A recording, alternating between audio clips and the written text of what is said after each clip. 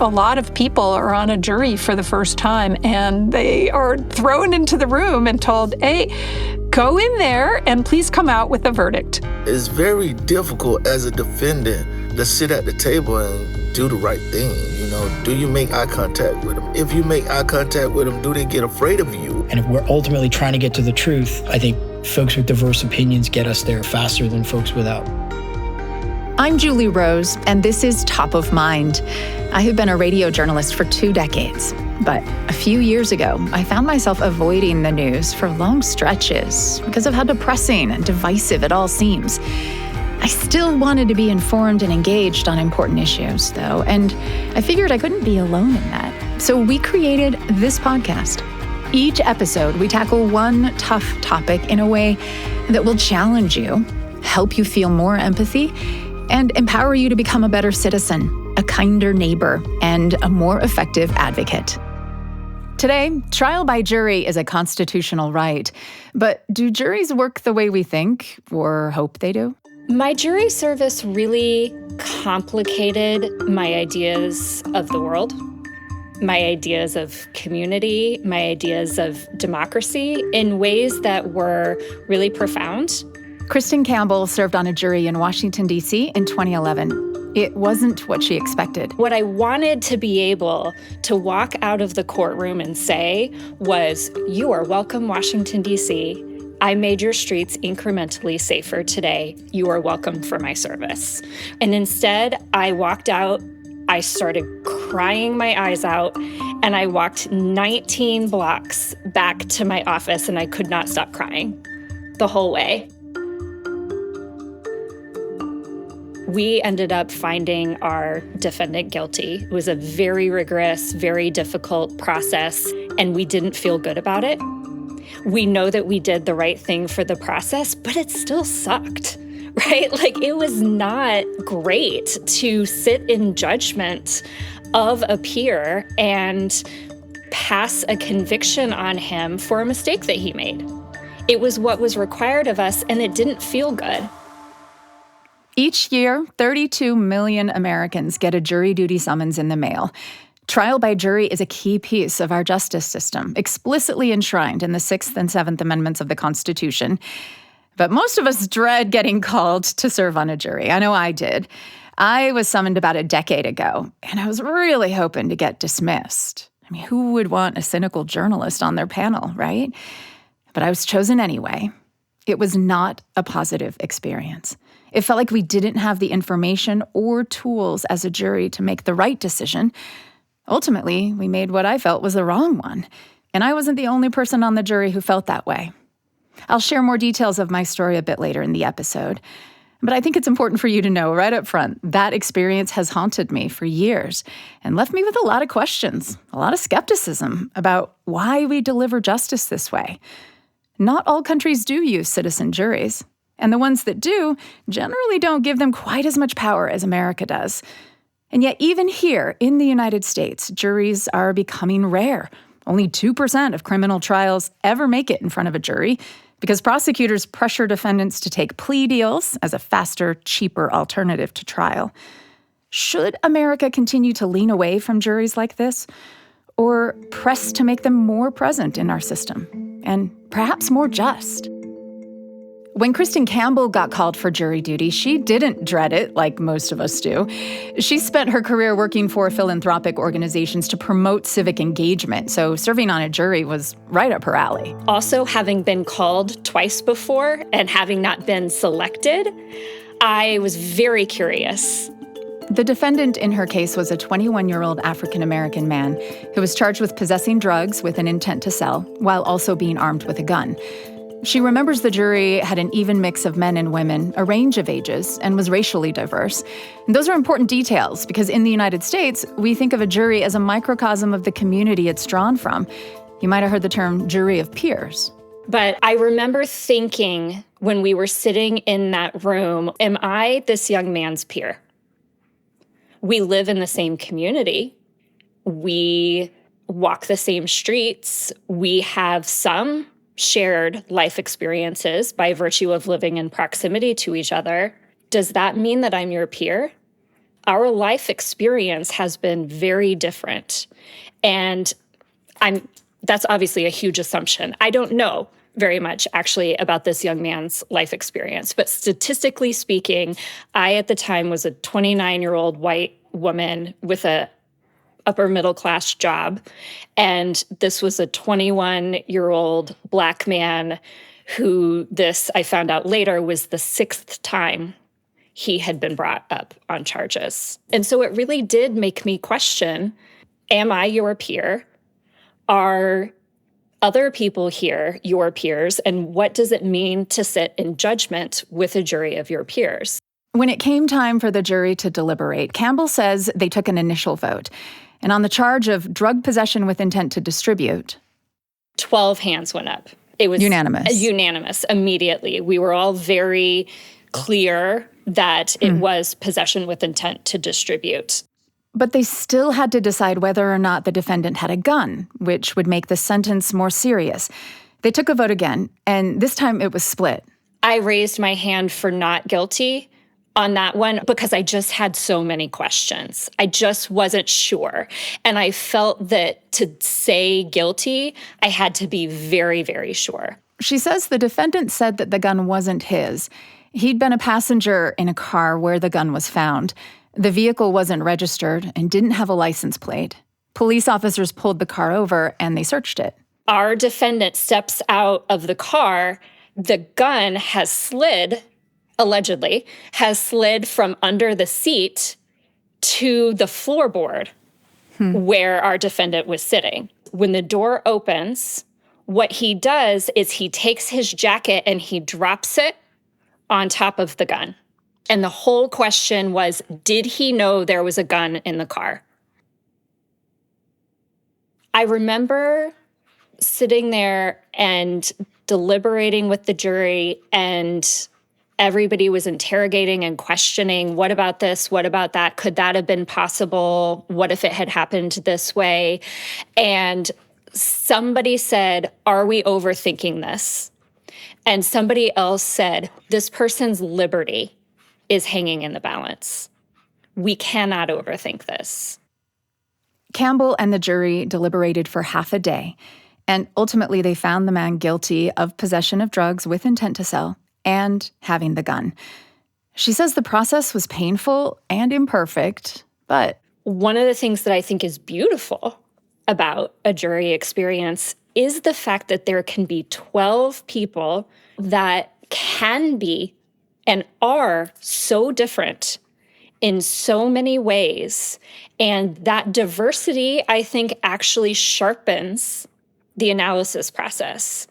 It forced us to interrogate biases that some of which we consciously knew we had and others we didn't. Everybody was taking it very seriously and asking questions and pushing each other, but not trying to persuade or change anyone's mind in service of their agenda, but to do it in service of the truth. And I'll never forget, as the foreman was filling out the paper, you could have cut the tension with a knife. I've never felt anything like the sense of heaviness that fell on the room when we reached that decision. And there was somebody who said, y'all, if you don't do anything else when you leave here today, can you please go volunteer somewhere? And somebody else said, yeah, I can't help but think if we had spent the last 4 days in our community instead of in this courtroom, could we have prevented something like this from happening? I have chills right now just repeating this story to you because it was the collective responsibility. This young man made a decision. He needs to be held accountable for that. And what's the accountability that the rest of us have to our community to make it a safer and better place? We were unanimous. We know that that was the decision that we needed to make. And I think many of us felt our own sense of guilt in finding and ruling on the guilt of another person. And it's so much more nuanced than Anybody can understand that hasn't been through the process, and the ways that compromise and diplomacy and power and lived experience are wielded in a group of 12 people charged with passing judgment on a peer is incredible. Kristin Campbell, thank you so much for your time today. I really appreciate it. Thank you, Julie. Kristin Campbell is CEO of Philanthropy for Active Civic Engagement, an organization that works with philanthropists to develop programs that encourage civic engagement. If sitting in judgment of a stranger is challenging, what is it like on the other side of the table? It's very difficult as a defendant to sit at the table and do the right thing. Do you make eye contact with them? If you make eye contact with them, do they get afraid of you? That's next on Top of Mind. I'm Julie Rose.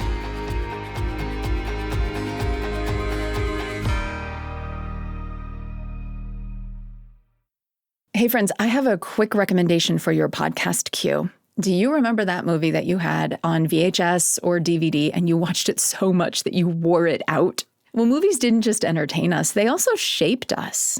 And on the new BYU Radio original podcast called Voiceover, Movies That Move Us, film studies PhD Heather Bigley talks with guests about movies that have shifted their perspective, sparked self-reflection, even stirred their souls. They unpack the scenes that stayed with us long after the credits rolled. You can listen to Voiceover, Movies That Move Us now on BYU Radio or any podcast app.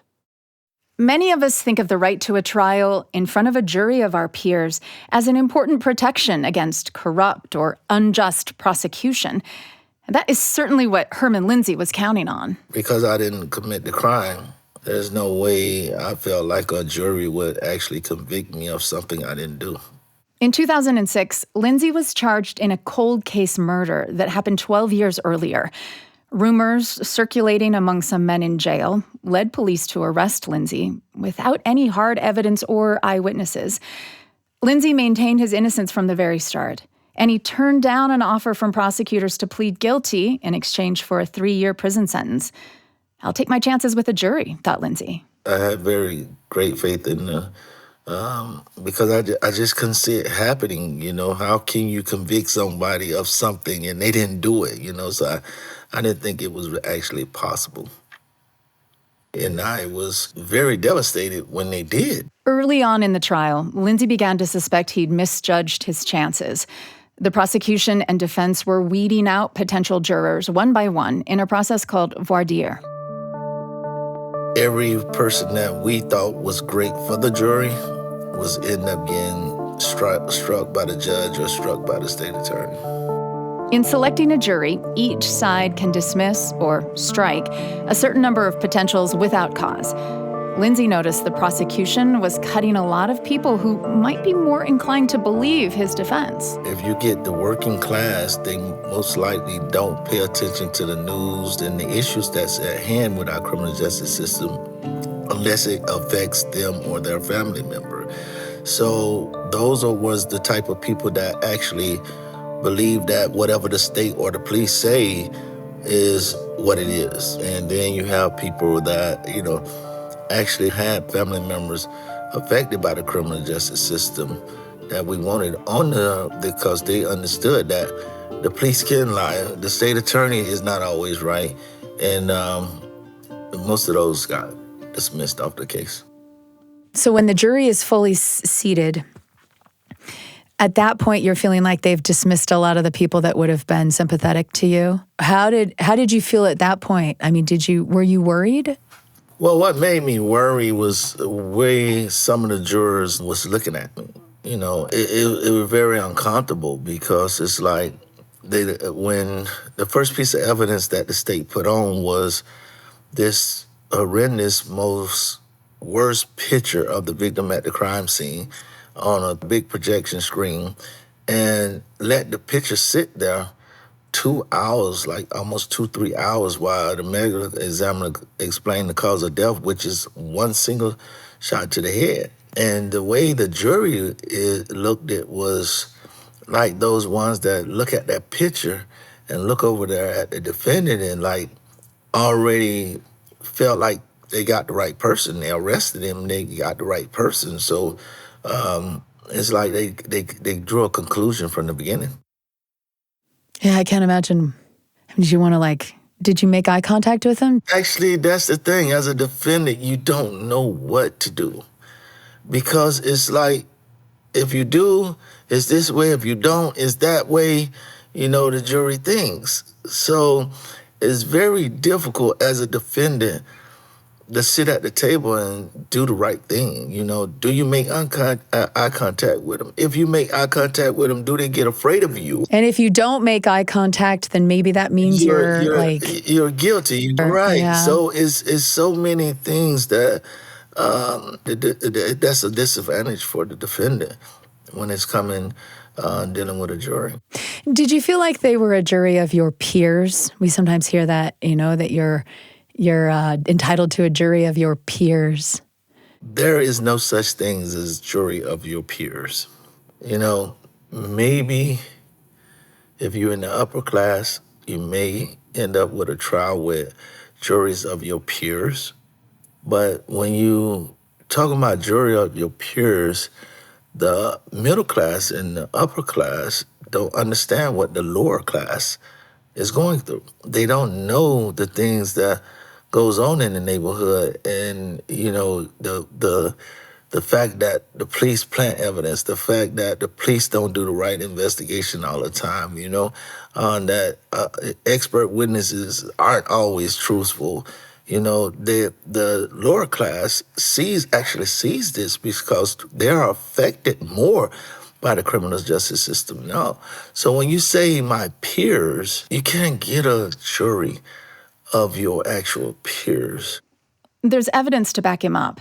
First of all, millions of people who get a jury summons each year just don't show up to even be considered for a jury. And who's more likely to skip out? Well, often it's people with low-wage, hourly jobs that don't offer paid time off for jury duty. So that's one thing. Secondly, potential jurors are typically drawn from voter registration databases. And people of color have historically faced economic and geographic barriers in registering to vote. They're less likely to be on those lists, thus less likely to be summoned. Furthermore, while it is illegal to dismiss someone from a jury based solely on their race, studies show Black jurors are more likely to get removed in the voir dire process than white jurors are. The jury in Herman Lindsey's trial was unanimous in declaring his guilt. They were split 8-4 on whether to sentence him to death, but in Florida at the time, juries didn't have to be unanimous in sentencing decisions. As an aside, it might surprise you to know that juries were not required to be unanimous in many states until a Supreme Court ruling in 2020 outlawed split jury verdicts for people accused of serious crimes. So Herman Lindsey landed on death row, where he spent 3 years before his appeal came before the Florida Supreme Court.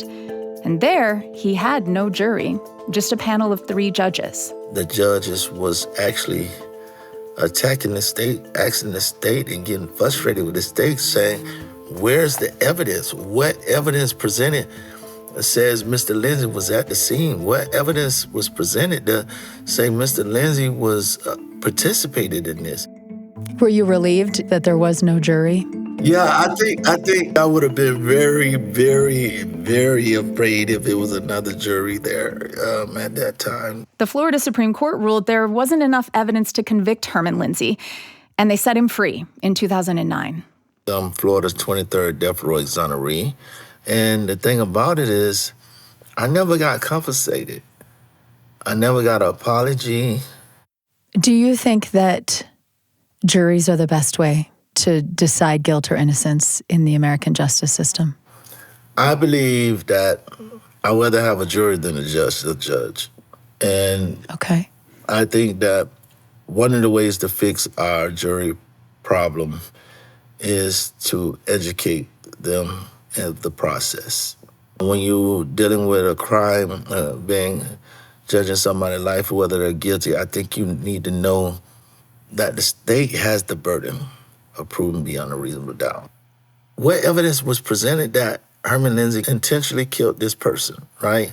Don't be assuming, And the only way we gonna get to that point is if we educate people who are potential jurors.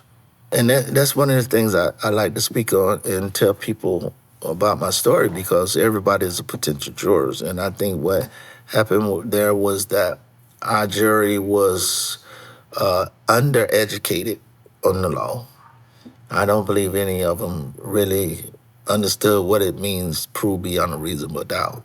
Herman Lindsey is the executive director of Witness to Innocence, an organization led by death row exonerees advocating to abolish the death penalty. So it turns out a lot of us in the general public have some knowledge gaps on this issue. For example, I thought the Constitution guaranteed the right to a jury of my peers. But in fact, the Constitution only ensures an impartial jury. Legal scholar James Binnall says that over time, the courts have defined what that means. What they've mandated is that the pool must be a fair cross-section of the community. So the pool of potential jurors who are summoned to the courthouse needs to represent the diversity of the community where that trial is happening. The actual jury that's selected from that pool does not. And so when you see a jury that is, say, all white and it's a black defendant, let's go back a step and let's look at the pool they were drawing from. Now, if you have a pool of 98 white folks and 2 African-American folks, well, then that's a problem if you're in a predominantly African-American area. But he says if the initial pool of potential jurors was representative of the community, and the final jury just happens to be all white, well, the courts have said that is legal. Now, what if a whole swatch of people in a community are automatically left out of the potential juror pool? That's actually what happens in half of U.S. states and the federal justice system, where convicted felons are permanently banned from serving on juries. I think what this does, generally speaking, and I don't think there's any question about this, it removes folks of color from juries at a higher rate, and it whitewashes juries.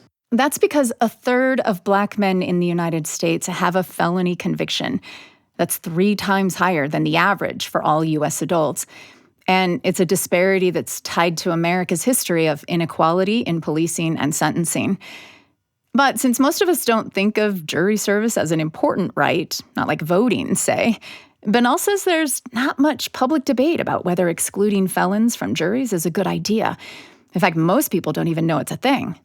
Binnall himself had no idea until he got caught in California's felon juror exclusion law. I was charged with DUI homicide, and I was charged with DUI aggravated assault, and I was sentenced to 3.5 to 7 years in prison. Ultimately spent 4 years, 1 month, and 6 days inside. In college, he drove drunk, and the friend he was with died in the crash. While in prison, Binnall applied to law school and graduated a few years after he got out. 2008, I was licensed to be an attorney and started working with a solo practitioner criminal attorney in San Diego who does federal work. A year later, almost to the day, I got a jury summons to serve at the San Diego Superior Court. When I arrived on the day of service, I had my new attorney card, right, my bar card. And so there's a special entrance for attorneys. And so I used that entrance, and I felt very privileged to be able to do that. So it was very much, this feeling of, I've arrived, I'm different. I have outrun this criminal past a little bit, I felt validated, right? And so they put us in a room in the jury lounge and they played us a video. And the whole video is about how wonderful it is to be a juror and how important it is and how this is such an important civic duty. And then after they played the video, they handed out juror questionnaires. The clerk said, okay, we're going to go through the questions. Who answered yes to question 5? Well, at the time, that question read, have you ever been convicted of a felony or malfeasance in office? She said, okay, if you answered yes to this question, please stand up and go to the back of the jury lounge and talk to the person at the window. You will be dismissed and you won't be called again. And so I went to the window and asked the woman, what's happening? And she said, look, you have a felony conviction, which means you will never be called again and you're permanently disqualified from serving as a juror in California. And I said, but I tried a case with the attorney I work with up the hall a week ago. And I came in through the attorney entrance, like I'm an attorney. Doesn't that seem a little illogical to you that I could do one thing but not the other? And she said, look, I don't make the rules. And if this is something that you're concerned about, write your congressperson. Rather than do that, I started doing empirical research on this, why we do it, what the effects of it are, and ultimately ended up in a book and a PhD. That book is called 20 Million Angry Men, the case for including convicted felons in our jury system. Maine is the only state in the nation that allows felons to serve on juries without restriction, says Binnall. 26 states permanently exclude felons from juries. In the rest of the states, there are varying levels of restrictions. So some might have to wait till they're off parole or probation. Some might have to wait till they're off parole probation and then another 5, 7, 10-year waiting period. Some, it goes by a specific crime, right? Like in California, we changed the law, but there's still carve-outs for folks with certain crimes and certain statuses. So what is the justification? What is the argument for not including felons on juries? Generally two, identified in the literature. The first is the idea that if you have committed a crime, that you have revealed a flaw of character, and that you lack the ability to make good decisions and follow rules. So if we put you in that room and you are deliberating with the other 11 folks, you will not follow the rules. Maybe not jury instructions, maybe not sort of deliberation decorum. So we're worried about that.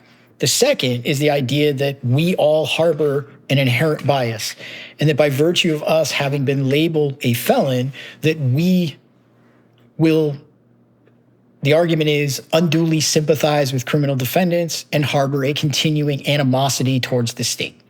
And so if we're put in a position to serve, the logical conclusion, that argument, that we will hang every jury we're on. Those are the two functional sort of justifications, practical justifications for this. And those are the ones cited by the court often. I mean, I will admit that in both cases that they sound reasonable. You have concluded otherwise. How have you been able to determine what would actually happen if a convicted felon were to be on a criminal jury? So we ran mock jury experiments where we mixed folks who didn't have a felony conviction with folks who did. And we asked them to view a criminal trial, and then we asked them to deliberate, and we recorded all of it. And what we found was that these folks performed admirably as jurors. In terms of how they executed their duties, they did very well. In terms of how they behaved, that too was exemplary.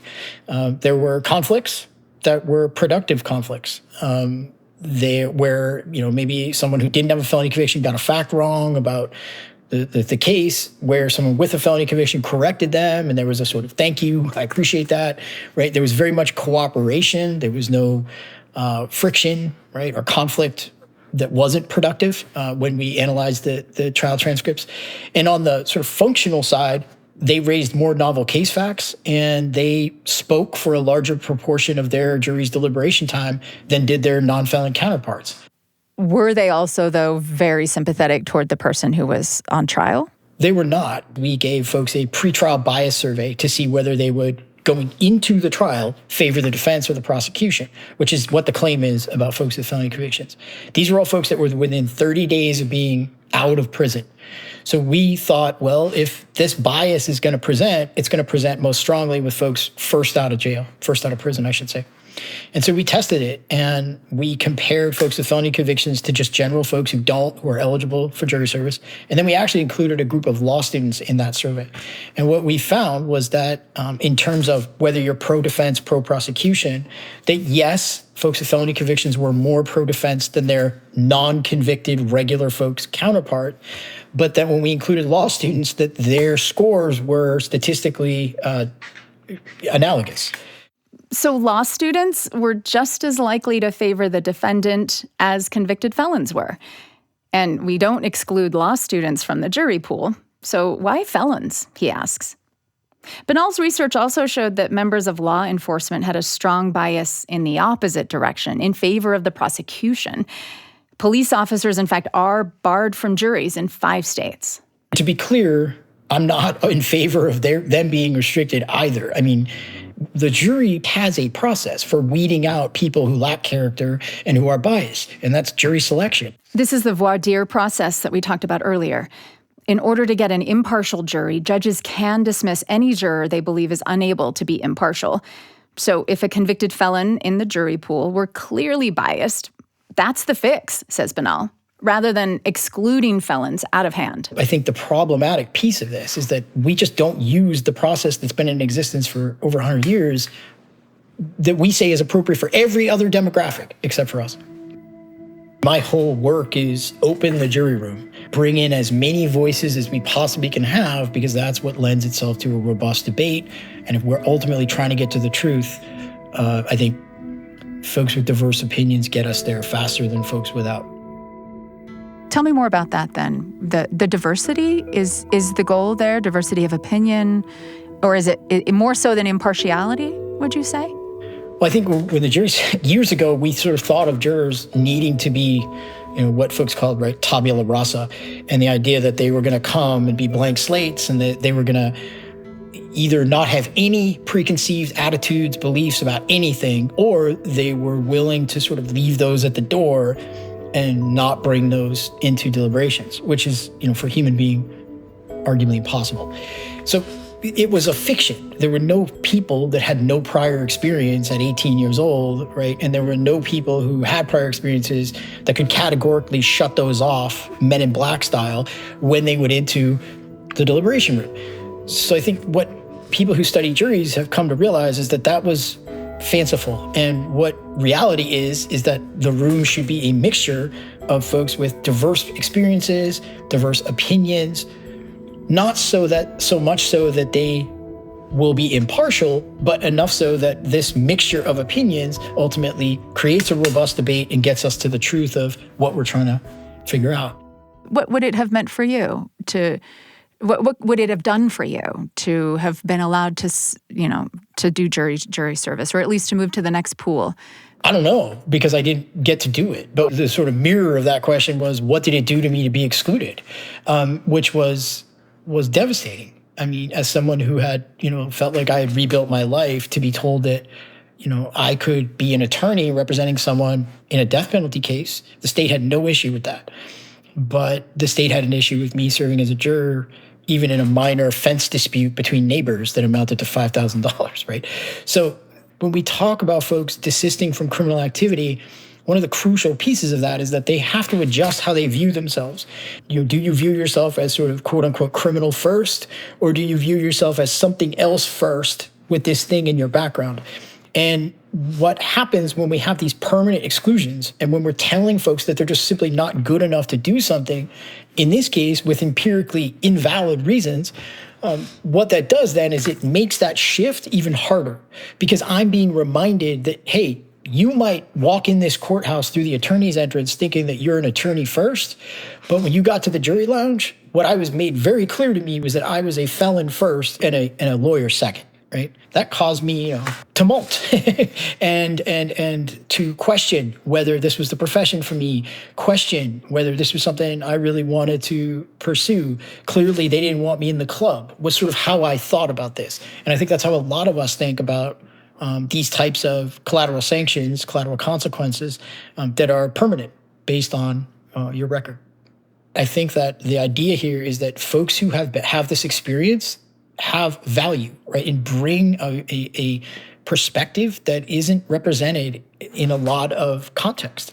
And bringing that to these contexts only can enrich what we're talking about, right? It doesn't undermine it, and it doesn't make it less valuable.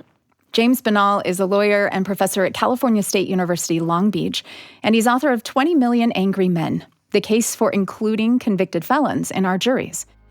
Okay, next, I'm going to tell you why my jury service experience left me so frustrated and skeptical about the process. I talked it through with an expert, and she had some ideas for bolstering the jury system, so we'll hear those too. This is Top of Mind. I'm Julie Rose.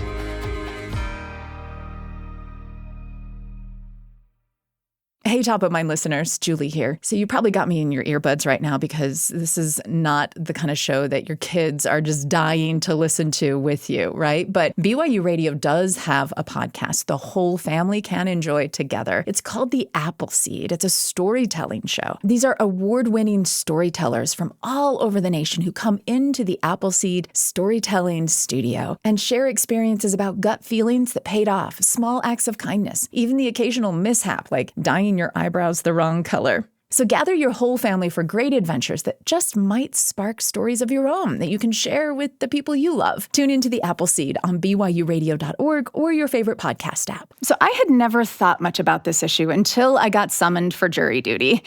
And I was shocked by how the whole thing played out.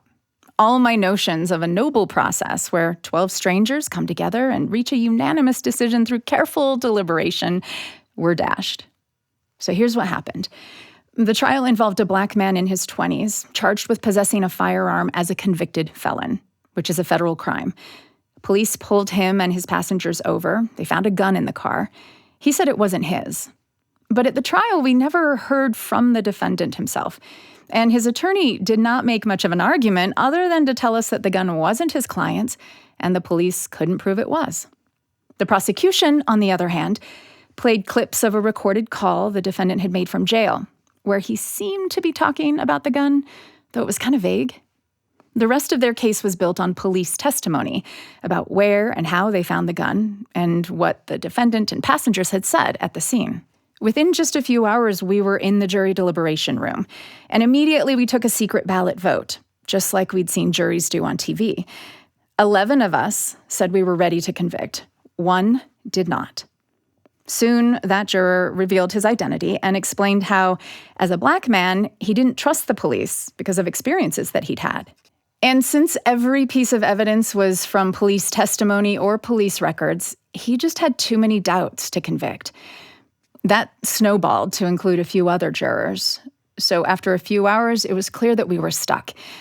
But the judge told us he would not allow a hung jury. He told us our job was to reach a unanimous verdict, and he sent us back to deliberate.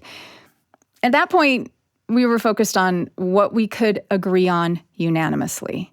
And because it was clear that we could not unanimously agree to a guilty verdict, we ended up acquitting. It's a strange twist of logic I am not proud of, especially when most of the jury, including me, still believed the defendant was guilty. I have never told this story publicly because I've always felt like I failed.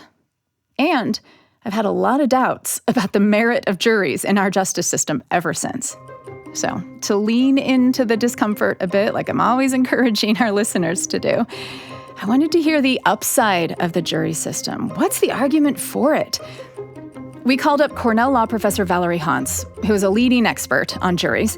And first she explained why the American colonists were such fans of a trial by jury. In the colonies, the English judges would come over and preside over trials, but the juries were other colonists. So they had much better understanding of the context of the environment, whereas the judges who had parachuted in from England were not that aware of those things. And there were also political trials that involved fierce struggles between England that wanted control and power over the colonies and the colonists who wanted self-determination. So the benefit of having a jury in a trial was apparent to them, and it carried over to the creation of the Constitution. But today, as we have noted, jury trials are going extinct in the U.S. Only 2% of federal criminal cases use a jury. That's a serious loss, says Hans. I mean, after all, when you have a jury trial, it's in public. People from the community, not just the jurors, can go in there, can observe the government making its case, the defense making its case, and there's a transparency to the resolution of that dispute that we just don't get when parties by themselves resolve the case or people just lump it and don't even bring a case to the courts. But does it really turn out better for the trial itself? I mean, why wouldn't we leave the decision up to the experts, to a judge, for example, who has, legal knowledge, can interpret the evidence, understands the law? Well, judges are often appointed for many years, and sometimes they become jaded. They might become somewhat cynical. They may have seen the defendant before in a prior case. And juries give, at least in criminal cases, the defendant this benefit of a fresh look. The jury is able to bring representatives who can make a decision that's consistent with the norms and values of the community. So it is, I think, a way in which we've got a system that keeps the kind of legal system in touch with what is happening in the community. But I think, beyond that, there are ways in which it educates jurors about what actually happens in the law. And this is one of my colleagues and collaborators is a guy named John Gastel. And one of the things he found was that people who were very low propensity voters, people who, I guess, don't keep up with the news, they vote occasionally, maybe an occasional presidential election, but nothing in between, for example, were called for jury duty and were more likely to vote in subsequent elections after they had served on a jury. In other words, juries give us experience in self-governance. And once you've had that experience, you're more likely to do similar kinds of things. One of the things that I've really been thinking about is that it seems entirely unreasonable for everyday people to be able to go into a jury room and set aside any of their own preconceived biases. So at this point, I put all my cards on the table and told Valerie Hans the whole jury sob story, mostly to explain why I was struggling so hard to really believe that a random group of nobodies, that's the word I used, could really do such an important work. Well, first of all, I'm so sorry you had a negative experience. That's not usually the case. Most people go into their jury service thinking, oh, how did I get roped into this? But actually the experience of evaluating the evidence and discussing it with other people turns out to be a positive one, and one, that's kind of democratic self-governance. Your experience, to me, this actually sounds like a failure of the jury selection, that people who are so closed to a particular kind of evidence that's going to be presented, in your case, police evidence that's going to be presented, really can't judge the case fairly. And it sounds like in your case, there needed to be more extensive jury selection so that the attorneys and the judge could really assess whether or not people were going to be closed-minded once they got into the deliberation room. So if you were to allow for more selectivity in the jury selection process, wouldn't it also make it harder to create a racially diverse panel of jurors? I mean, the fact is that if the question were, have you ever had a negative experience with law enforcement, the data suggests that, people of color, especially men of color, are going to be more likely to say yes to that. Therefore, they'd be more likely to get dismissed from the jury. Is that any better, really? I mean, is it any better to have only people who trust the police deciding whether or not this individual should be found guilty? Yeah, well, it's really not so much about trusting the police, but it is, are you open enough to the evidence that's going to be presented in this trial? I think that's the question that the lawyers and the judge, well, at least the judge is aiming for. The lawyers might just be looking to see who's going to be on my side, and can I possibly get a jury that includes more people on my side, or at the very least, exclude people that I think are going to be so favorable to the other side, they're not going to be open. But in terms of police and representativeness, if you have a community like ours is, where police actions fall more heavily on some groups as opposed to the others, you really have to do a balancing act between ensuring that you are not simply removing people because of assumptions about how they're going to treat police testimony, but instead their actual biases. It's tricky. Professor Hans also says the jury that I sat on might have started out on the wrong foot. I think the juries that function well often don't start with a vote. I'm not sure if your jury We absolutely did. Yeah, we needed to know where we stood, and that's how we found out we had one holdout. And then that became 2, and then that became 3, and then we were stuck. Starting with a vote is, I think research suggests that it can be counterproductive, because one of the things that happens when you're all out there raising your hands and expressing your views to other people about this is what the verdict should be, or that's what the verdict should be, you are expressing a view publicly that sometimes is hard to back down from. And one of the more productive ways that juries can engage is to talk generally about the evidence. It's a form of discussion called evidence-driven deliberation, as opposed to verdict-driven deliberation, which it sounds like what you had. So in evidence-driven deliberation, you'd look at the evidence generally without yet coming to an idea about what the appropriate verdict would be. So in a way, you, as a jury, develop a collective account of what happened in the case. And this is where, kind of above and beyond kind of the persuasion element, you are actually sharing, educating, correcting sometimes. Some people misremember evidence, and other jurors can assist in generating a factually accurate account of not only what happened at trial, but what happened in the original case and the original setting that led to this particular trial. If you start that way, then I think, you're able to evaluate evidence collectively and all contribute to that. And so I could imagine a very different path than the one your jury took. One more thing I want to add about your case, and that I think you got what is sometimes referred to as an Allen charge. And that is, you're the jury, you've been listening to all this evidence, no other jury is going to do it any better than you can. So get back in there and decide the case, right? Did you get some sort of instruction like that? Yes, that's basically what the judge said. Do more work. That does not mean that 10 jurors should give up. You want an instruction that tells people, look, we really want you to try. Please try. But don't compromise what you think is really the right outcome in the case. Some people think the Allen charge is actually too coercive.